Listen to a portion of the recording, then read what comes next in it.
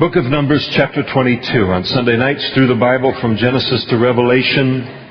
And this is where we find ourselves this evening. The children of Israel are now camped on the east side of the Jordan River.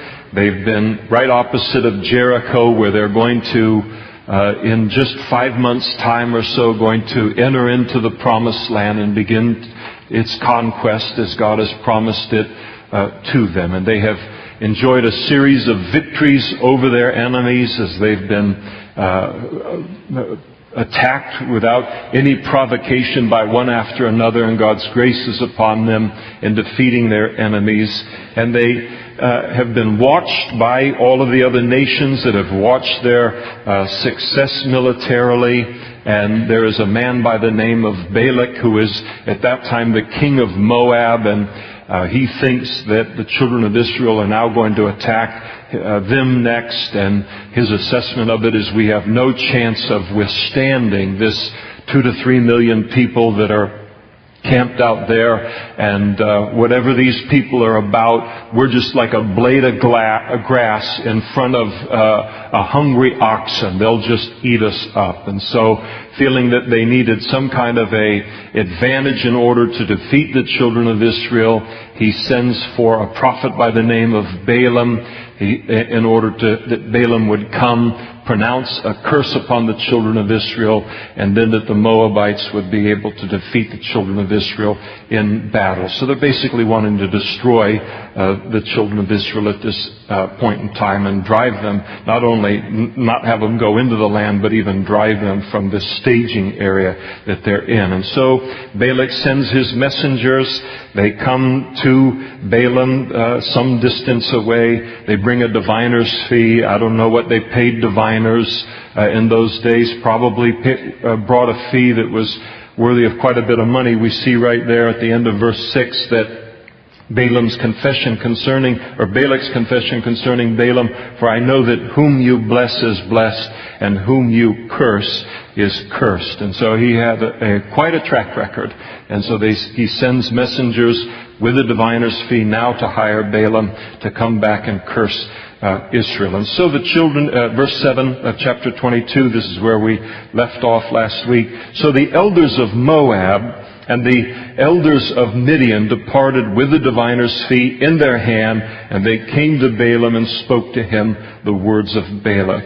And he said to them, lodge here tonight, and I will bring back word to you as the Lord speaks to me. And so the princes of Moab stayed with Balaam. And so Balaam gets this offer. He doesn't know what to do with it. And so he extends Middle Eastern hospitality to them to spend the night. Give me an opportunity to seek the face of the Lord related to this. And then God came to Balaam and said, who are these men with you?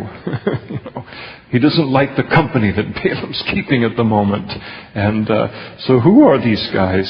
And it's not like God doesn't know who they are. He's trying to drive a point home to Balaam. And so Balaam said to God, Balak, the son of Zippor, the king of Moab, has sent to me, saying, look, a people has come out of Egypt, and they cover the face of the earth. Come now, curse them for me. Perhaps I will be able to overthrow them and drive them out. Lord, this is the proposition that he's given to me. And so the Lord then answers Balaam seeking the Lord for an answer on what he's supposed to do. And the Lord, God said to Balaam, you shall not go with them. So there's clarity.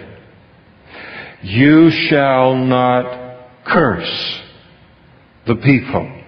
So he says no twice, and he gives them the reason. For they are blessed. And so God speaks to Balaam and says twice, I don't want you to go. I don't want you to have any part in any of this. You're not to go for the purpose of cursing these people, because it will be completely fruitless anyway. These people are blessed. They cannot be cursed. And so Balaam rose in the morning, said to the messengers, the princes of Balak, go back to your land, for the Lord has refused to give me permission to go with you. Wait a minute. That's about as weak a refusal in the face of temptation that you could ever offer. In essence, he's kind of saying, I'd like to go with you, but God won't let me go.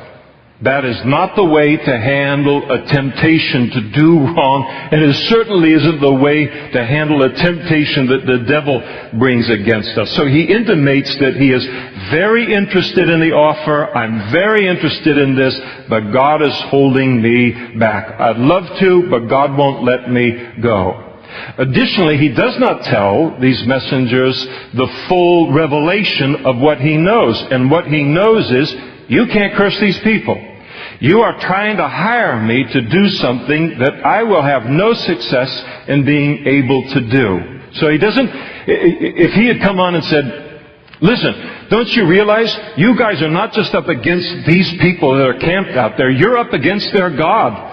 And their God has said, you can't curse them, you can hire me all you want, you can bring me out there. What you're trying to hire me to do will not be effective. That's called slamming the door on temptation. Shut the door, keep out the devil. As the old song says. You can't close that door and leave it cracked like he's doing right here. You got to slam that door closed. And basically what he's saying, and Balak will interpret it accurately, is, listen, I'd love to do it. God won't let me. Maybe if you come back with another offer and a better offer, then I can budge related to this. And so he should have just been righteously indignant. What are you guys doing, trying to hire me to curse the people that are blessed by God? You're trying to get me on the wrong side of God? Here, take your filthy lucre and get out of here, and close the door on it. And instead, I'd like to, but God won't let me. And so he tells the devil, in essence, he tells Balaam, in essence, or Balak, that he's still in the game if you want to approach me with a better offer. And Balak will approach him on a better offer. I remember when I was a new Christian, one of the verses, it's fun being a new Christian. I don't want to go back there. But there are certain things that are really special about those early days. And one of the things that happens, it still happens today, so I'm not like lost or something, but those first times when God really causes a verse to come out to life to you and apply it to your situation. And the Lord did that several times in those early months. And I remember one of the verses He really gave life to, draw my attention to, was in Ephesians chapter 4, verse 27. And it declares there, give no place to the devil. And that word, no place, in the Greek, it's topos, and it means not a square inch. Not the smallest piece of ground. Don't give him not the smallest foothold or opportunity in your life. I think God knew what He was working with when He's working with me. Give you verses like that. I hope yours were perkier, but this is what, He gave me. I think in James chapter 4, verse 7, therefore submit to God. James said, resist the devil and he'll flee from you. And what Balaam doesn't do here is he doesn't submit to God. He is saying all the right things outwardly, but his heart is in a completely different place. You've heard the old sermon illustration of the mother who took the child, this naughty little boy, and put him in the corner and made him, sit there because he'd done something wrong. And the little boy said, I may be sitting here on the outside, but I'm not sitting on the inside. Well, that's Balaam. Now, in my household, that meant you got another spanking. But anyway, that's another story on things. Because we wanted you sitting on the outside and sitting on the inside. That was the whole point of things. But enough about childbearing. I'm done with it. I just dote upon my grandchildren at this point in life. And it's wonderful. So, notice in verse 14, the princes of Moab, they rose. They went back to Balak and said, Balaam refuses to come to us. Balak reads this absolutely correctly for what it is. And he then sent princes more numerous and more honorable than the first group. So he's going to appeal to Balaam's pride. There's nothing more easy for the devil to manipulate than pride. And he recognizes pride. Pride, this is a man you can manipulate with pride. So he sends more prominent people. And then they came to Balaam, said to him, "Thus says Balak the son of Zippor, please let nothing hinder you from coming to me, for I will certainly honor you greatly and do whatever you say to me. Therefore, please come and curse this people for me." See, Balak still thinks they can be cursed. Balaam's kept the door open on this thing. So the second thing that Balak does two things, and the same thing, two things that the devil does with us. He tries to appeal to our pride. "Oh my, you're the most important person, and you're the only one that can do this, and we're all dependent on you." And "Yeah, really? Wow, okay, And then he essentially tells him, "Name your price." He appeals to Balaam's greed here. "You just name your price, and we'll go ahead and I'll match that." And Balaam answered and said to the servants of Balak, "Though Balak were to give me his house full of silver and gold, I could not go beyond the word of the Lord my God to do less or more." Well, if that was true, he'd have shoot him right out of the house at the moment. "Now therefore, please, you also stay here tonight, that I may know what more the Lord may say to me." And so Balaam says, "Listen, I can't do it for any amount of money you'd offer to me. Here's some hospitality. I'll seek the Lord and see what He has to say on this." As if this is still open to discussion related to his life. This guy won't even take a no from God on something. So he thinks this is all negotiable here with God. I mean, what is it about no that you don't understand? What is it about two no's that you don't understand? You already know what God's will is, and that is that you don't go to curse these people. And now it's wrong, once we know what God's will is, to go back and see what else He might say about it. If doing God's will was Balaam's only concern, then he would have been satisfied with the first answer. That's not his only concern. This is a man who's driven by greed. There's a lot of money being offered to him, and he wants to see, is there some way I can latch onto that money? It'll take care of my retirement. It'll allow me to buy that chariot over here. It'll allow me to do this. It'll allow me to, be more prominent, in the Hall of Fame related to prophets. And so he wants some of that money that Balak's offering. And the greed. Peter tells us as much in 2 Peter chapter 2, verse 15. They have forsaken, speaking of false teachers in Peter's day, they have forsaken the right way, gone astray, following the way of Balaam the son of Beor, who loved the wages of unrighteousness. Jude wrote, and he said of the false teachers, "For they have gone in the way of Cain, have run greedily in the heir of Balaam for profit."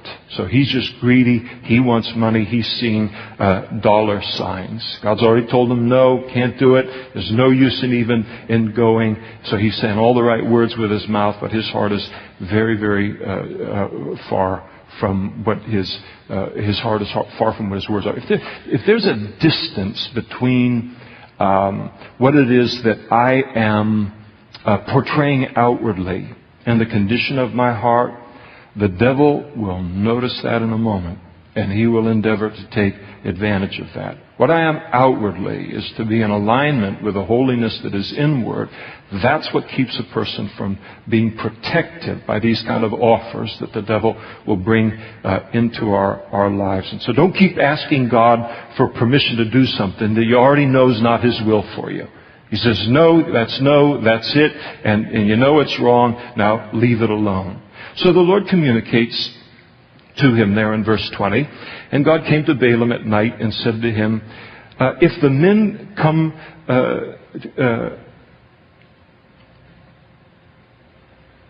God came to Balaam at night and said to him, if the men come to call you, rise and go with them, but only the word which I speak to you, that you shall do. And so God declares to him, you can go, but with the warning that he was only to speak what the Lord spoke to him to speak. It's this verse, along with a couple of other verses, that causes me to believe in what is known as the perfect will of God and the permissive will of God related to our lives. And the perfect will of God was that he not go. That's what God communicated. God now allows him to move into what is his permissive will, which is always a much more dangerous place to live life. I think of Moses. When God called Moses and said, listen, I want you to go in and speak to Pharaoh. I can't speak. What's all this, everything like that? And you've got to send someone who can speak. I can't do this thing. So God takes, and he says, all right, take Aaron, your brother. He moved from perfect will to permissive will there in that situation. It doesn't mean a person can't succeed in God's permissive will, but when God will put limitations on us that we have to be very, very careful to observe. And so God says, all right, I will say yes to this, but with this very, very strong warning. You are only to say what I put in your mouth. Now, he's going to violate that restriction, and he's going to disobey the Lord in that, but that wasn't God's fault. God gives him, even at this point, God is not setting this man up for a fall. He still has an opportunity to be very successful in his ministry, and his fall that's going to occur in just a few moments is not God's fault at all, but it's Balaam's fault. And I think it's important to realize that. Though Balaam would face greater temptations in God's permissive will, as anyone would, he still had an opportunity to do right and to be greatly used by God. You say, why would God allow him to do this?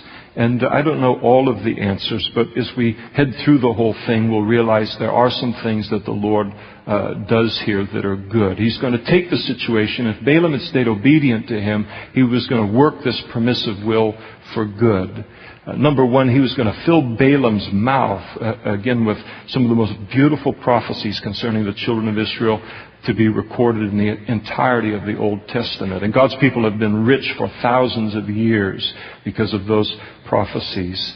Secondly, God was going to teach the children of Israel a very, very hard but a valuable lesson about his views on idolatry and sexual immorality as we get a little bit further down the road, and they fail a little bit because of some counsel that Balaam gives to Balak.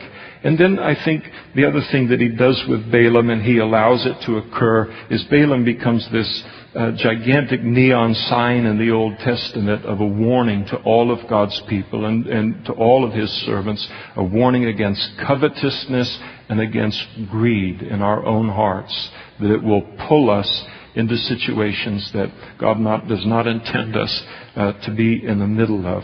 And so this is what he receives now from the Lord. And he rose in the morning, couldn't wait to get going on things, saddled his donkey, and he went with the princes of Moab. So he's just thrilled. He sees that he might hit the lottery here. And then God's anger was aroused because he went. God is angry not because he's going, but he is angry because he knows the motivation that Balaam has in his heart for going. He wants to go and he wants to pronounce a curse upon these people in order to enrich himself. Can you imagine that? What kind of a heart is that? I'm going to go and I want to curse a whole bunch of people so I can get rich. You think, how foreign is it today? How many people are making fortunes in this culture, poisoning children, poisoning the minds and the lives of men and women? Don't care anything about the health of the nation or society or people or families or anything they're doing to them, as long as they can pocket their money and make their way. And so it's just a wicked, wicked heart that this man has, and God has his ways of correcting that. So God was angry over his motivations and his heart attitude and all of this. And the angel of the Lord took his stand in the way as an adversary against him. Now, I never want the angel of the Lord to become my adversary in life. Now, you notice that the angel of the Lord, the word angel is capitalized, and then the word Lord is all capitals, so it's Yahweh or Jehovah. And when we look at this who this person is. Who is this angel of the Lord? Because we're going to get very familiar with him in just a moment. Who is this? Is it an angel, or what is this being? And this appears to be none other than Jesus himself. A theophany, or Christophany is what it's called. And that is, it's a pre-incarnate appearance of Jesus in the Old Testament. This is more than an angel, and the reason that we know that it's more than an angel, and we know that this angel of the Lord, which is a common word for the Lord, a theophany of Jesus in the Old Testament, is that later on when we get to verse 35, he declares to Balaam, I only want you to speak what I put in your mouth. In other words, this angel is the source or the origin of these prophecies. And these prophecies come from none other than God.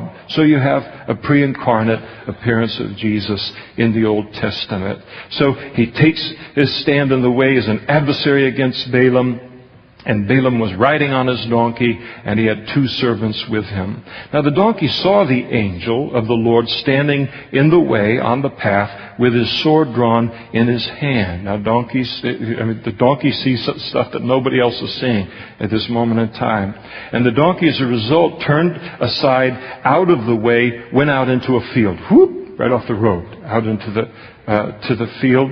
And so Balaam struck the donkey to turn her back onto the road. So just beats her for her carelessness. And then the angel of the Lord shows up a little bit further down the path, and he stood in a narrow path between the vineyards, with a wall on this side and a wall on that side. And when the donkey saw the angel of the Lord, she couldn't go out into the field. She couldn't take a left or a right.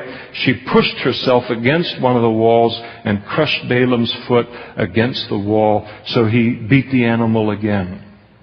Then the angel of the Lord went further, and he stood in a narrow place where there was no way to turn, either to the right hand or to the left. And when the donkey saw the angel of the Lord, no ability to move in either direction, she lay down under Balaam. So she just assesses the impossibility of the situation, and she lays down onto the ground. Balaam's response here, he became so angry, his anger was aroused, and he struck the donkey with his staff. He just begins to beat this donkey for its apparent rebellion against him and for slowing him down. Nobody likes to have car trouble when you're heading to a job interview where you might make a fortune, right? So he's really upset about things.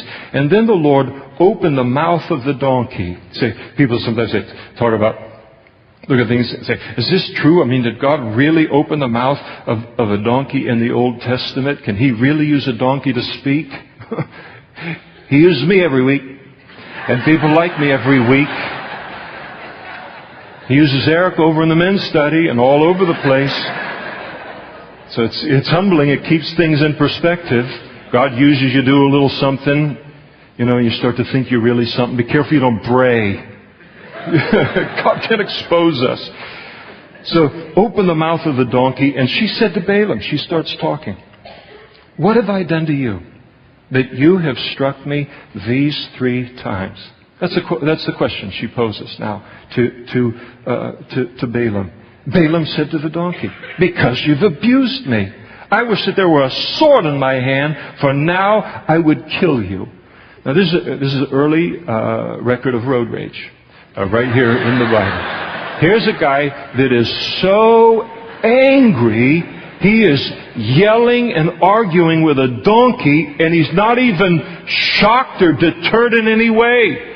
He's so angry with the donkey, he's talking to it like it's a peer. So you see, anger can reduce you to the level of an animal, can it?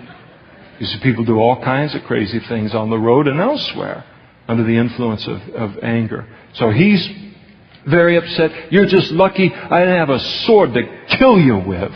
Now, somebody has said that whenever the reaction of a person is disproportionate to the stimuli, you have underlying issues. So, for instance, if my wife if she were to cook me a bacon and eggs dinner, breakfast and toast and the whole thing, and I'm sitting at the table like a little potentate, and it gets, maybe your wife does that for you. I don't ask for it. I like raisin bran and tea, so I can put that together myself. But if I'm sitting there and she delivers that meal to me and the toast is burnt, and if I pick up the plate and I throw it through the dining room window, now that's a disproportionate response to burnt toast, isn't it? A proportionate response would be to say, honey, the toast is burnt and could I get a little bit more? So when the plate goes flying through the plate glass window, she realizes, okay, this guy is upset about a lot of other things, apparently. That's what happens with him. He's not upset over what this donkey has done in terms of stopping here, stopping there. He wants to kill that donkey. He's upset because he's got car trouble on the way to getting money. This thing is getting in the way of his greed. This is what's consuming him on the whole thing. So the donkey's not done. The donkey will win this argument. Some people must have the last word, and sometimes they deserve it. And so the donkey said to Balaam, am I not your donkey, on which you have ridden ever since I became yours to this day? Was I ever disposed to do this to you? And so the donkey here rightly contended that since he had never ever done this, she had never ever done this, not one time in the whole time that Balaam owned her, that wouldn't it behoove Balaam to seek an explanation for her behavior rather than beating her and threatening her life? And then Balaam said to the donkey, you're right, you've never done me wrong all these years.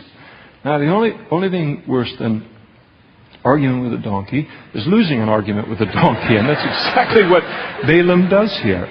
And here you have a prophet and a so-called servant of God, and he is, consumed by greed, consumed by pride and all of these things. A donkey can see the things of God more clearly than a servant of God in that kind of condition. So he confesses that he's right. Now, let me say this also. In our service to the Lord, listen to every instrument God uses to speak into our lives. Even a donkey. When people make contact with me or they email me, and it's not an easy thing to do because I don't give everyone my email address because I don't have the time to handle emails, and I've got this guilt complex that feels like I've got to respond to every single thing that comes enough about my problems. So, but anyway, anybody, if they send me an email or they ask me an honest question, or someone sends me a letter, and someone rebukes or corrects or wants me to think twice about a given something, I always take that to prayer. Always. I never reject that kind of thing. I may be self-defensive and steamed at the moment on something like that, but I'll give it the time and say, Lord, are you wanting to speak through me? So I want to hear through any vessel you want to speak to me on. And because the Lord can use a lot of different people. And I'm not calling you a donkey if you send something to me. At least not after a while, once the Holy Spirit gets control of me. And so the Lord, he says, I'm going to kill you. And he answers no. And then the Lord opened Balaam's eyes, and he saw the angel of the Lord standing in his way with a sword drawn in his hand. And he bowed his head, and he fell flat on his face. So now he sees what the angel's been seeing all along. And the angel of the Lord said to him, why have you struck your donkey 3 times? God loves animals, doesn't he? Why have you beat your animal 3 times? Behold, I have come out to stand against you because your way is perverse before me. The donkey saw me and turned aside from me these 3 times, and if she had not turned aside from me, surely I would have killed you by now and let her live. That donkey you beat 3 times and you thought was, messing with you and all, that donkey saved your life 3 times. And Balaam said to the angel of the Lord, I have sinned. And he knows his motivation is wrong before the Lord. I've sinned For I did not know that you stood in the way against me. Now therefore, if it displeases you, I will turn back. And the angel of the Lord said to Balaam, Go with the men, but only the word which I speak to you, that you shall speak. And so Balaam went with the princes of Balak. And he would have been perfectly okay if he would have obeyed this simple command of God here. But he's going to violate it. Now when Balak heard that Balaam was coming, he went out to meet him at the city of Moab, which is on the border of the Arnon, the boundary of the territory. So he can hardly hide his eagerness and his excitement. You know, here he's finally come and we're going to be able to curse these people. And Balak, he can't even restrain himself from rebuking Balaam for hesitating in coming. Did I not earnestly send to you, calling for you? Why did you not come to me? Am I not able to honor you? And Balaam said to Balak, Look, I've come to you. He's in no mood to talk, at this point in time. I've come to you. Now have I any power at all to say anything?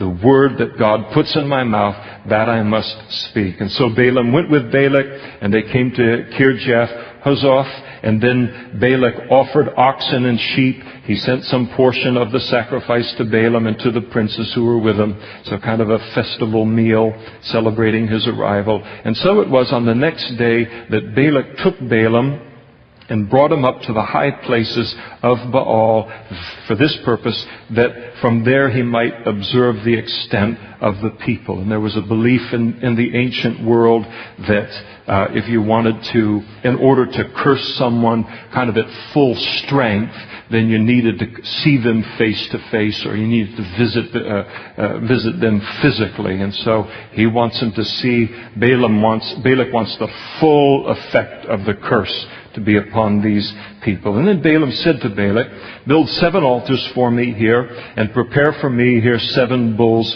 and rams. And Balak did just as Balaam had spoken, and Balak and Balaam offered a bull and a ram on each altar. And so this is complete paganism. None of this is found in the Word of God.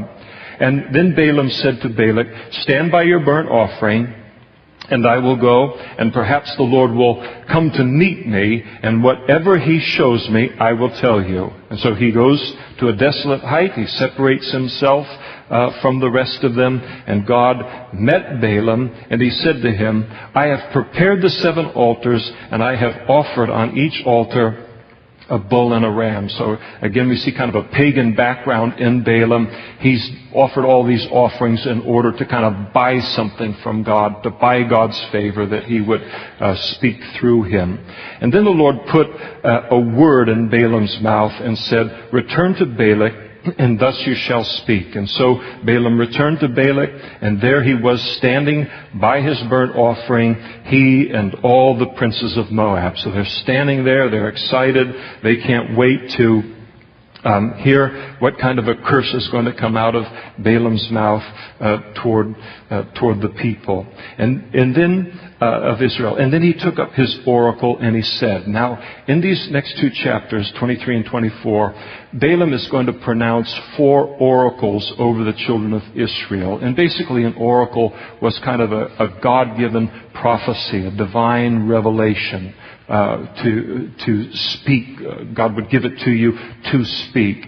Every single one of these oracles, 4 oracles that God gives him, they're going to be blessings. There's not going to be a single curse that's going to come out of his mouth toward the children of Israel. The interesting thing about all 4 oracles is that all 4 of them confirm some promise that God had given to Abraham or to the patriarchs concerning the children of Israel.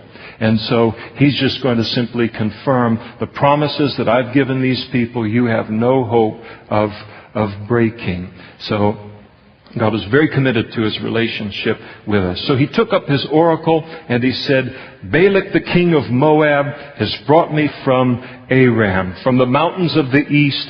Come curse Jacob from me, and come denounce Israel. So he states the reason why Balak has hired me. He has hired me to come and to curse these people. And then his response to what Balak has hired him for, how shall I curse whom God has not cursed?